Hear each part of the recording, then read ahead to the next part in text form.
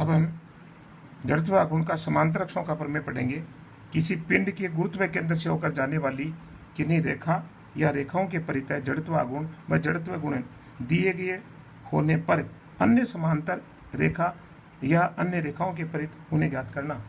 जैसे कोई पिंड दे रखा है, उसके गुरुत्व केंद्र में से कोई रेखा जा रही है, यदि उसके सापेक्ष में मोमेंट ऑफ इनर्शिया या कोई दो अक्ष जा रहे हैं तो जिनके सापेक्ष उसका जड़त्व गुणन दे रखा हो, तो हम उस एक्स के सापेक्ष अन्य कोई समांतर रेखा है उससे किसी डिस्टेंस के ऊपर, उसके सापेक्ष हम जड़त्व आघूर्ण कैसे ज्ञात करेंगे, इसे हम सीखते हैं।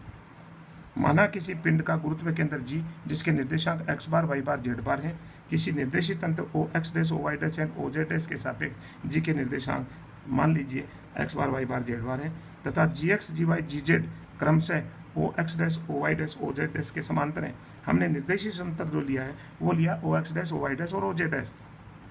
x डैश y डैश और z डैश तीन अक्ष हैं। एक हमने जो गुरुत्व केंद्र जी दे रखा है उससे जाने वाली इन तीनों अक्षों के समांतर रेखाएं लेकर के दूसरा निर्देशित तंत्र ले लिया जिसका ओरिजिन जी है, मूल बिंदु जिसका जी है। तो जी एक्स जी वाई और जी जेड जो है इन तीनों अक्षों के क्रमशः समांतर अक्ष हैं, जैसा कि चित्र में दर्शाया गया है। ये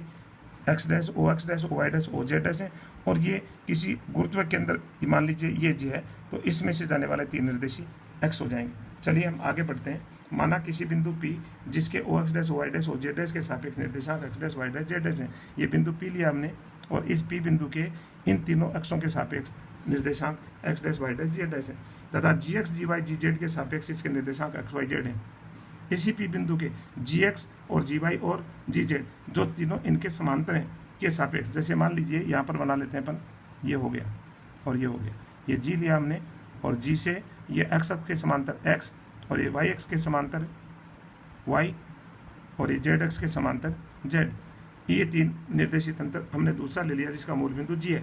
इसके सापेक्ष इस पी बिंदु के निर्देशांक जो है वो एक्स वाई जेड है। वह पी पर एम सैंती का एक कण है, पी बिंदु पर एम सैंती का एक कण लिया हमने, तो एक्स डैश बराबर हो जाएगा एक्स बार प्लस एक्स, क्योंकि इसके निर्देशांक जो जी के हैं वो हम कह चुके हैं इनके सापेक्ष एक्स बार वाई बार और जेड बार है। तो एक निर्देशांक को हम समझने की कोशिश करते हैं, तो यहाँ से एक्स अक्ष की दिशा में इतनी दूरी है वो एक्स बार है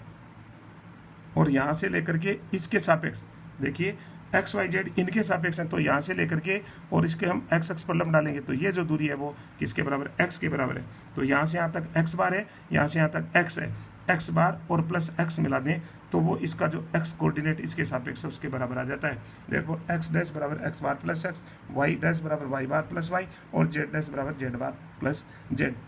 मैं इसको यहाँ ऐसे लिख दूँ तो ये तो हो गया एक्स बार और यहाँ से यहाँ तक हो गई एक्स दूरी और यहाँ से लेकर के और ये एक्स डैश पूरी। तो अब ये चलिए आगे बढ़ते हैं।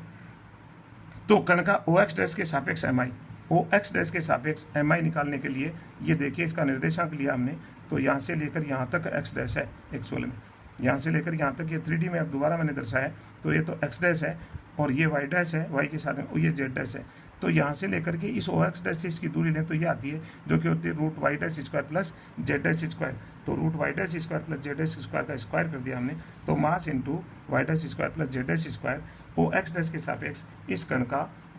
मोमेंट ऑफ इनर्शिया आ गया। अतः पिंड का एम आई जिसका पी पर एक एम सैंती का कण है, यानी पूरे पिंड का हम लें तो समेशन कर दिया हमने, summation M into Y dash plus Z dash square. अब वाई डैश की जगह वाई डैश का, जेड डैश की जगह जेड डैश का मान पुट कर दिया ऊपर से, और मान पुट करने के बाद में होल स्क्वायर आ गया, Y plus Y dash whole Y bar whole square Z plus Z bar whole square. खोलेंगे तो वाई स्क्वायर आएगा, खोलेंगे तो जेड स्क्वायर आएगा जिसको हमने एम के साथ यहाँ कर दिया। फिर देखिए कि वाई बार स्क्वायर भी आएगा, जेड बार स्क्वायर भी आएगा, उसको हमने समेशन एम के साथ में यहाँ कर दिया। अब देखिए एक यहाँ से आएगी 2y बार आएगी और 2z बार आएगी, 2y बार है 2z बार है, समेशन एम इनके साथ है। अब बार जो है वो कांस्टेंट होता है, y बार और z बार ये फिक्स कोऑर्डिनेट हैं जी के, इसलिए इसको हम समेशन के बाहर निकाल सकते हैं। तो देखिए यहाँ पर पहले हमने क्या किया, m into Y square plus Z square है और summation m into Y square plus Z square bar के होल स्क्वायर है। यहाँ देखिए y बार को बाहर ले लिया, यहाँ देखिए z बार को बाहर ले लिया हमने, चूँकि ये y बार जेड बार कैसे हैं, अचर हैं। तो अब ये देखिए क्या होता है कि चूंकि ये जो कोऑर्डिनेट है वाई बार बराबर ये इसका क्या है, मूल बिंदु है, मूल बिंदु होने के कारण इसका जीरो हो गया, तो summation M by upon summation M बराबर वाई बार बराबर जीरो होता है, इसलिए हमने इसको जगह जीरो पुट कर दिया। समेशन एम वाई बराबर, समेशन एम वाई बराबर क्या कर दिया हमने, जीरो। समेशन एम जेड बराबर कितना पुट कर दिया हमने, जीरो। तो ये दोनों के मान जीरो होने के कारण से ये पूरा जीरो हो गया। और यहाँ पर देखिए Y bar square plus Z bar square को हम बाहर निकालेंगे तो समेशन एम का मतलब पूरे पिंड का मास आ गया, जिसको कैपिटल एम से हमने लिख दिया, और ये आ गया है। अब देखिए दिस इज इक्वल टू पिंड का जी एक्स के सापेक्ष एम वाई। अब जी के सापेक्ष ये कोऑर्डिनेट है एक्स वाई जेड, इसलिए ये जी एक्स जो एक्स एक्स है, जी एक्स जो एक्स है इसके सापेक्ष पिंड का एम आई हो गया पहला, summation M into Y square plus Z square, और प्लस ये capital M into Y bar square plus Z square दे रखा है, तो ये है प्लस सी जी पर रखे हुए एम सैंती का ओ एक्स डैश के सापेक्ष परित जड़त्व आघूर्ण। यानी यदि टोटल मास को अपन सी जी का ऊपर रख दें और कैपिटल मास है तो उसका ओ एक्स डैश के सापेक्ष जड़त्व आघूर्ण, क्योंकि ओ एक्स डैश से इसकी दूरी कितनी आएगी, वाई बार और जेड बार स्क्वायर। ये देखिए ये Y bar Z bar square आ जाएगा, जैसे यहाँ Y dash square plus Z dash square, वैसे ही इसका अपन लेंगे जी का यहाँ से डिस्टेंस लेंगे तो वो आएगी वाई बार स्क्वायर, वाई बार और प्लस जेड बार के अंदर आएगी root Y bar square plus Z bar square, तो ये उसका होल स्क्वायर होने के कारण से यदि पूरी एम सैंती का कण जी पर रख दिया जाए तो उसका moment of inertia O X dash के सापेक्ष हो जाएगा। अतः पुनः पिंड का ओ एक्स डैश और वाई डैश के सापेक्ष जड़त्व गुणित की बात करें तो वो होता है summation M into X dash into Y dash, और इसके बराबर आएगा, इनके दोनों के मान पुट कर दिए, एक्स वाई गुणा खोल दिया, एक्स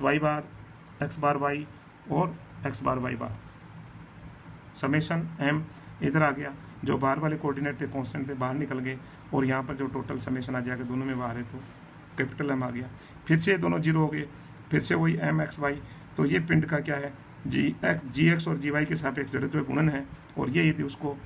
कैपिटल एम उसका मास मान लिया जाए तो ओ एक्स डैश और ओ वाई डैश के सापेक्ष में उसका जड़त्व गुणन है। अतः जी एक्स जी वाई के सापेक्ष पिंड का पी आई प्लस गुरुत्व केंद्र पर रखे हुए कैपिटल एम मास के लिए ओ एक्स डैश और ओ वाई डैश के परित इसका प्रोडक्ट ऑफ इनर्शिया।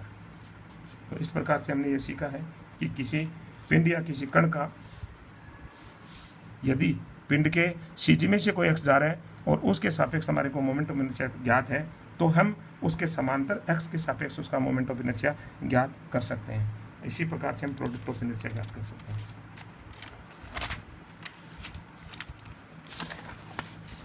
एक एग्जांपल पढ़ेंगे हम। एक एम द्रव्यमान एम आर त्रिज्या की वृत्तीय चक्ति का इसके व्यास के समांतर एक स्पर्श रेखीय एक्स के सापेक्ष तथा चक्ति के केंद्र से जाने वाली चक्ति के लंबवत एक्स के सापेक्ष जड़त्व आघूर्ण ज्ञात कीजिए। एक तो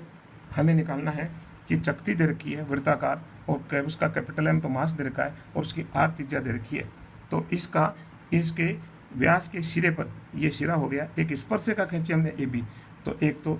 देखिए आर त्रिज्या की वृत्तीय चक्ति का इसके व्यास के समांतर एक स्पर्शिका, ये व्यास है एक्स एक्स डैश मान लीजिए, ये व्यास है इसके समांतर ये क्या आ गई स्पर्शिका, तो किसी भी व्यास के या कोई भी समांतर रेखा उसके समांतर पर व्यास खींच देंगे तो एक स्पर्श रेखा के सापेक्ष इसका क्या निकालना है, मेरे को जड़त्व आघूर्ण ज्ञात करना है। तथा चक्ति के केंद्र से जाने वाली चक्ति के लंबवत अक्ष, एक ये चक्ति के केंद्र से जाए, चक्ति को जैसे अपन इस कागज में इसके अंदर हम रख लेते हैं इसके प्लेन में, तो फिर इस जो इसके कागज के या इस कॉपी के लंबवत जो एक्सिस है उसके सापेक्ष हमारे को मोमेंट ऑफ इनर्शिया निकालना है। तो ये तो निकालेंगे लंबवत अक्षों के प्रमेय से, और ये निकालेंगे हम समांतर अक्षों के प्रमेय से, जो दोनों हम पढ़ चुके हैं। तो सबसे पहले देखिए क्या निकालना है। माना O X O Y O Z परस्पर लंबवत अक्ष है जहाँ ओ चक्ति का केंद्र है, तो चक्ति के व्यास के सापेक्ष मोमेंट ऑफ इनर्शिया बराबर 1/4 एम आर स्क्वायर होता है। ये हम पढ़ चुके हैं कि चक्ति के किसके व्यास के सापेक्ष मोमेंट ऑफ इनर्शिया होता है 1/4 एम आर स्क्वायर। इसलिए एक्स डैश ओ एक्स के सापेक्ष M I, X dash O X के सापेक्ष एम आई बराबर 1/4 M R square. X dash O X को हमने इसका व्यास कह दिया इस लाइन को, तो इसलिए इसके सापेक्ष में कितना हो गया 1/4 एम आर स्क्वायर। और इसी प्रकार से दूसरे व्यास लिया हमने वाई ओ वाई डैश, जो इसके एक्स एक्स के लंबवत है वाई एक्स है, तो उसके सापेक्ष भी चक्ति का कितना हो जाएगा 1/4 एम आर स्क्वायर। इसलिए लंबवत अक्षों के प्रमेय से चक्ति के केंद्र से जाने वाली रेखा जो चक्ति के तल के लंबवत है जो ओ जेड है के सापेक्ष शक्ति का मोमेंट ऑफ इनर्शिया बराबर इन दोनों जो लंबवत अक्ष हैं इनका जोड़ के बराबर, तो 1/4 M R square plus 1/4 M R square बराबर हो जाएगा 1/2 एम आर स्क्वायर। ये चक्ति के केंद्र से जाने वाले उसके लंबवत अक्ष के सापेक्ष मोमेंट ऑफ इनर्शिया होगा, जिसको हमने पहले याद कर लिया है। पुनः एक्स डैश ओ एक्स के समांतर चक्ति की स्पर्श रेखा ए बी है, तो ए बी के सापेक्ष चक्ति का moment of inertia, A B के सापेक्ष चकती का मोमेंट ऑफ इनर्शिया बराबर होगा एक्स डैश ओ एक्स के सापेक्ष, यानी सी जी से जाने वाली